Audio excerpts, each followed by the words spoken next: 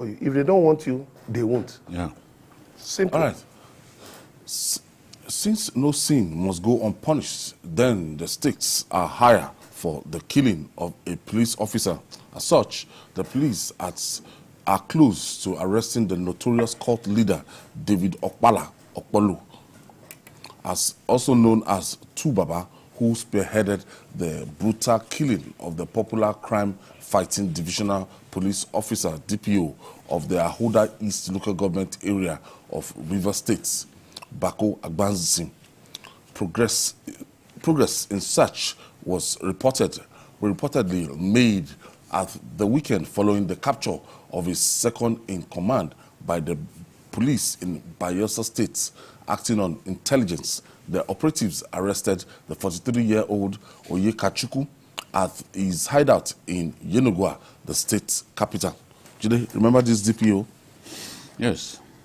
You know, cultism is a very big problem in Rivers State. Rivers State. In fact, most of the South, Akwa Ibom is their biggest problem. And in Rivers State, there are so many non-state actors who are out there behaving like a government on their own.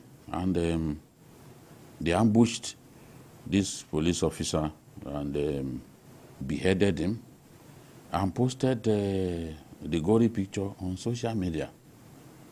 So whatever it takes, I like the fact that Governor Fubara has placed a big bounty on his head. Perhaps this will enable or encourage people to provide the police with information that can lead to the arrest of Tubaba. They picked up some of his boys and they succeeded in picking his deputy. So it looks like they are closing in on him. We've had this kind of thing. Remember the New Year Eve massacre in Rivers State, where the guy just opened fire on churchgoers and slaughtered so many of them. Governor UK was so angry, and in the end, the Nigerian army got him gunned down. Tubaba can run, he cannot hide. I know that his days are numbered, and our friend Tunji Disu, this is his baptism of fire for him. This is his first big assignment. He has already told his officers that, look, whatever it takes, they must arrest this guy. Disu was head of SAS. You know, was commander of SAS in that state before, so he understands the terrain and is professional enough to get the job done. So I'm eagerly waiting for the good news of the arrest of Tubaba. No one should humiliate law enforcement agents the way they did to that DPO. Had him killed in an ambush and then proceeded to slaughter him and paraded his head on video, and it's terrible. It's really terrible. In some other crimes, if you kill a policeman, you are in for it. No, of course. They would not rest till they get you. Well, it's the same thing in Nigeria. It's the same thing here. It's the same thing all over the world. You know, it's sad the way I keep saying this thing, it's sad the way the state allows non-state actors to contest the territory of Nigeria confidently with it. I mean, the state should have the monopoly of violence. That's what the law accords to the state. But be that as it may, I think the person believed to be his second in command has been arrested. So definitely getting the main suspect should not be difficult. I believe within the next few days that the police will get him arrested. And I strongly believe they'll get him alive. You see, this issue of cultism is something that needs to be dealt with a very strong hand.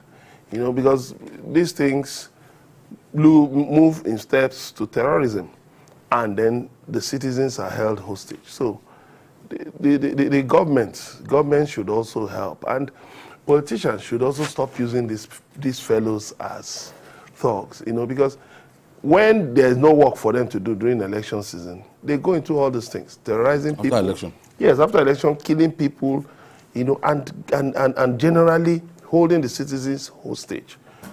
So the state must show who owns the state, not non-state actors. So I think I commend the police for how far they've gone, and I think they should go further. Because just going about killing people, no, it's not acceptable. You know, we should worry the number of policemen we lose in line of duty. Yes, because we are not able to replace them as much as we are losing them. Every year, policemen retire. Some quit the job. Some are gunned down by criminals, you know. So we've not been up to speed with recruitment into the police. There was this needless argument over who should be in charge of recruitment between the Police Service Commission and the IG, you know. And the police are saying, look, we are the ones who will train them. So it should be our responsibility to recruit. What is there to even be quarreling about? If the goal is not, oh, let's bring in our own people. Let's use the opportunity to bring in our own people. It should be the people who are qualified that should get into the police. Not never-do-wells, not people who cannot find any other job to do. Yes, these are difficult times.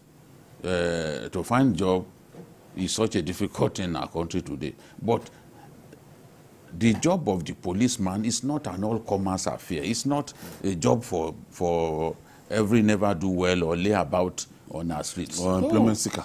Yeah, no, it's not. It should be. In fact, you cannot succeed as a policeman if you didn't have passion for the job. It's just like journalism that has been taken over by charlatans now, masquerading as journalists, wearing ties, cheap ties. It doesn't make that doesn't make you a journalist. That you can speak on TV does not make you a journalist. What have you contributed to the body of journalistic knowledge? Nothing. Beyond sneering at people. That's not journalism. Which story have you written that you can point to? You know, that you've reported, this is a journalistic breakthrough that I've done.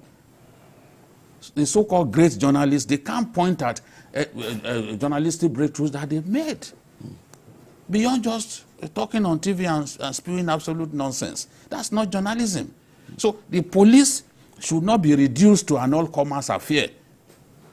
We have to do something about the quality of people coming into the police. Some of the people coming into the police are worse than armed robbers. We can't have a situation.